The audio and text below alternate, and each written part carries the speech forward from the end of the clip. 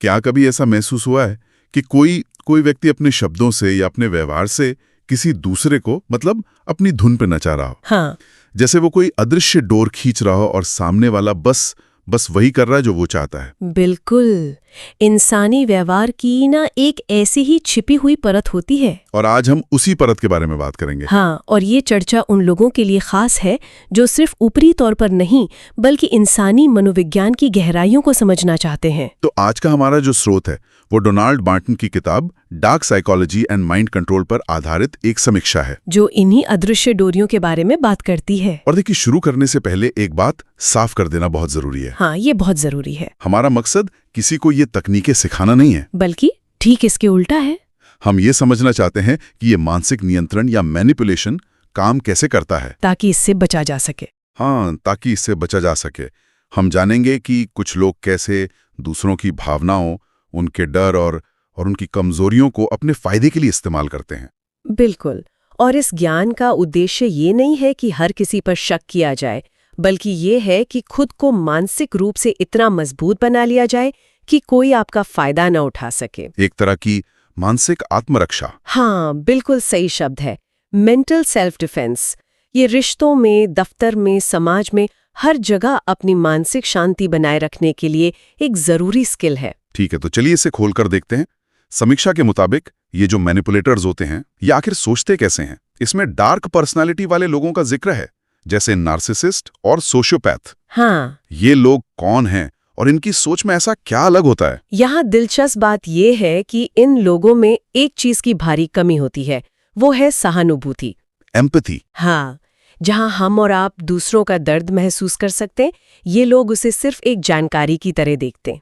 समीक्षा बताती है कि दूसरों की भावनाओं को, उनके डर को, उनकी कमजोरियों को बहुत तेजी से पहचान लेते हैं। अच्छा, लेकिन उसे महसूस करने की जगह वो उसे अपने फायदे के लिए एक हथियार की तरह इस्तेमाल करते हैं। हथियार की तरह। हाँ, उनका एक ही लक्ष्य होता है, कंट्रोल पाना, क्योंकि कहीं ना कहीं वो खुद बहुत असुरक्षित महसूस करते हैं। मतलब उनका दूसरों को कंट्रोल करना असल में उनकी अपनी असुरक्षा से आता है। ये तो एक बिल्कुल अलग नजरिया है। बिल्कुल। तो इस कंट्रोल को पाने के लिए वो किन तकनीकों का सहारा लेते हैं? समीक्षा में कुछ भारी भरकम शब्द हैं, जैसे माइंड गेम्स, इमोशनल एक्सप्लॉयटेशन और NLP। हाँ, ये शब्द सुनने में थोड़े मुश्किल लग सकते हैं, पर इनका काम बहुत सीधा होता है। माइंड गेम्स का मतलब है ऐसी मानसिक चालें चलना जिससे सामने वाला कंफ्यूज हो जाए। इमोशनल ब्लैकमेल करना। और NLP, ये न्यूरो लिंग्विस्टिक प्रोग्रामिंग क्या है?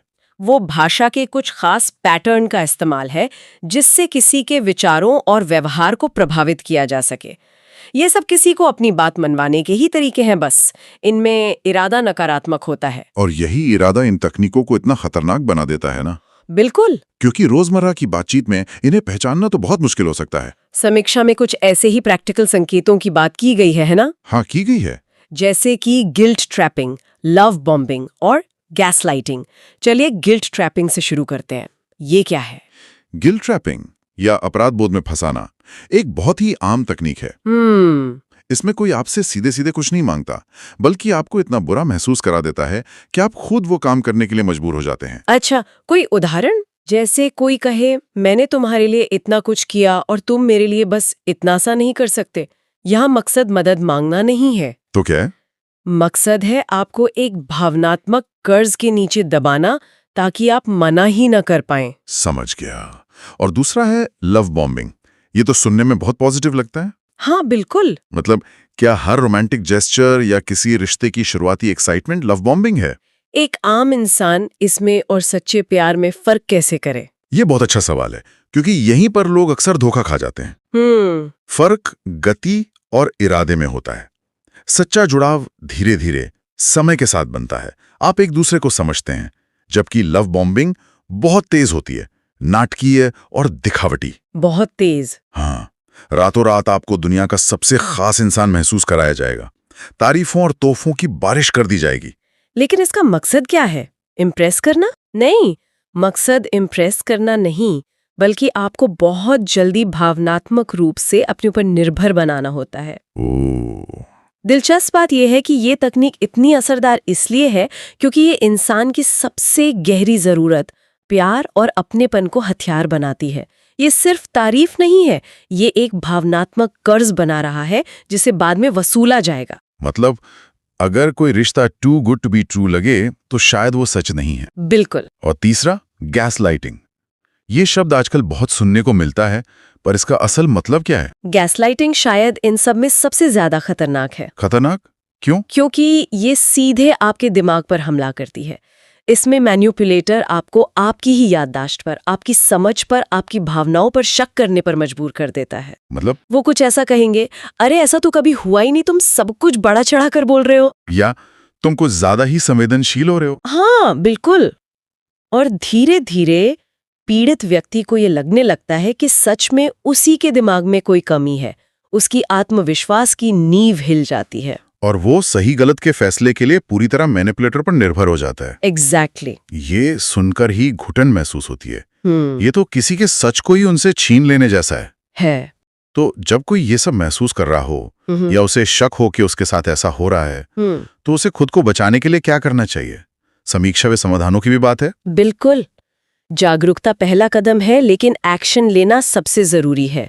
समीक्षा में आत्मरक्षा की 3 मुख्य रणनीतियों पर जोर दिया गया है। पहली और सबसे जरूरी है सीमाएं बनाना, बाउंड्री सेट करना।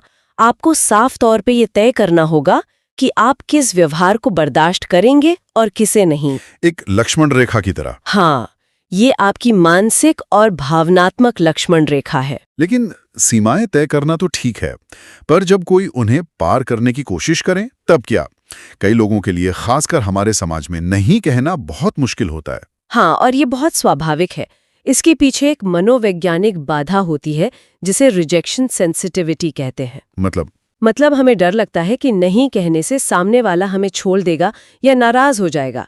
लेकिन एक टॉक्सिक रिश्ते में नहीं कहना आपकी मानसिक शांति के लिए सांस लेने जितना जरूरी है। ये आपकी मानसिक आजादी की पहली सीढ़ी है। बिल्कुल।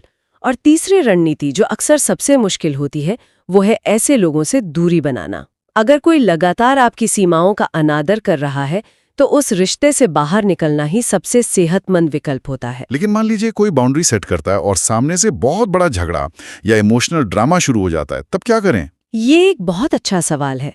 असल में आपकी बाउंड्री पर सामने वाले की प्रतिक्रिया ही सबसे बड़ा टेस्ट है। अच्छा। हाँ, एक समझदार और इज्जत करने वाला इंसान आपके बाउंड्री को समझने की कोशिश करेगा, भले ही उसे वो पसंद ना आए। लेकिन एक मैनिपुलेटर उस बाउंड्री को तोड़ने की हर मुमकिन कोशिश करेगा। वो आपको गिल्टी महसूस कराएगा या गुस्सा दिखाएगा। सही पकड़ा। तो उनका रिएक्शन ही आपको बता देता है कि आप किसके साथ डील कर रहे हैं। और ये समझना जरूरी है कि ये ढाल रातों रात नहीं बनती, ये एक प्रैक्टिस है। मतलब पहली बार बाउंड्री सेट करने पर शायद गिल्ट भी महसूस हो सकता है, लेकिन ये उस प्रक्रिया का हिस्सा है। तो ये डरने के बारे में नहीं है, बल्कि सशक्त होने और अपनी मानसिक सेहत को प्राथमिकता देने के बारे में है। बिल्कुल। समीक्षा में एक और दिलचस्प बात का जिक्र है, और वो है लोगों को पढ़ना। इसमें बॉडी लैंग्वेज, बात करने का लहजा और माइक्रो एक्सप्रेशंस की बात की गई है। क्या इसका मतलब यह है कि हम सब एक तरह के ह्यूमन लाइट डिटेक्टर बन सकते हैं? नहीं, बिल्कुल नहीं। और ये एक बहुत जरूरी फर्क है। इसका मकसद किसी को पकड़ना या उस पर शक करना नहीं है। तो फिर क्या है? इसका असली मकसद है कॉन्ग्रुएंस, यानी तालमेल को नोटिस करना। तालमेल? हाँ, क्या किसी के शब्द उसके हाव काव से मेल खा रहे हैं? जैसे कोई कह तो रहा है हाँ सब ठीक है, लेकिन उसकी मुट्ठियां भिंची हुई हैं, आवाज में तनाव है और वो आंखें नहीं मिला रहा। अच्छा। ये जो शब्दों और हाव भाव के बीच का अंतर है, बस उसे नोटिस करना है। तो ये बस अपनी जागरूकता की एक और परत जोड़ने जैसा है, ताकि आप जो सुन रहे हैं और जो देख रहे हैं दोनों पर ध्यान दे सकें। बिल्कुल। ये आपको किसी की कही गई बात से आगे जाकर उनके असल इरादे को समझने में मदद करता है। ये बस एक अतिरिक्त डेटा पॉइंट है जो आपको बेहतर फैसले लेने में मदद कर सकता है। इसका मतलब ये नहीं कि आप हर किसी का विश्लेषण करने लगें। नहीं, बल्कि जब आपको कुछ अटपटा लगे तो आप उस पर ध्यान दे सकें। तो इस सब का क्या मतलब है? अगर हम इस पूरी चर्चा को समेटें तो समीक्षा के अनुसार ये किताब क्यों उपयोगी है? एक बात जो मुझे बहुत अच्छी लगी वो ये है कि ये किताब दूसरों को मैनिपुलेट कैसे करें के बारे में नहीं है, बल्कि खुद को कैसे बचाएं के बारे में है। हाँ। यही इसका सबसे बड़ा संदेश है। ये ज्ञान एक टूल की तरह है जिसका इस्तेमाल अपनी सुरक्षा के लिए करना है, किसी पर हमला करने के लिए नहीं। लेकिन एक संतुलित नजरिया रखने के लिए समीक्षा में किताब की कुछ सीमाओं का भी जिक्र किया गया है और ये जानना भी जरूरी है। हाँ, जैसे कि कुछ अध्याय बहुत ज्यादा सिद्धांतिक मतलब थियोरेटिकल लग सकते हैं। सही, और रोजमर्रा की जिंदगी में उन्हें लागू करना मुश्किल लग सकता है, और कुछ उदाहरण दोहराए हुए यानी रिपीटेटिव भी मिल सकते हैं। और ये एक संवेदनशील विषय भी है। बहुत। हर कॉन्सेप्ट को असल जिंदगी में हर किसी पर लागू करने की कोशिश नहीं करनी चाहिए। इसका उद्देश्य जागरूकता बढ़ाना है, लोगों पर नार्सिसिस्ट या मैनिपुलेटर का ठप्पा लगाना नहीं।